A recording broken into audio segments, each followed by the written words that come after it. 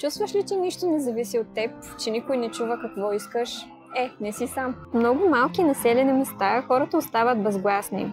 Те не вярват, че гласът им има значение и че могат да променят нещо. Не участват в обсъждания, не предлагат идеи и се чувстват изолирани от процесите, които определят бъдещето им.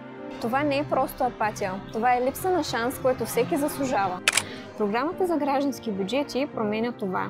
Тя дава механизъм, чрез който всеки може да предложи идея, да гласува и да участва пряко в промяната на своята общност. От 2020 година програмата за граждански бюджети работи успешно в община Хасково.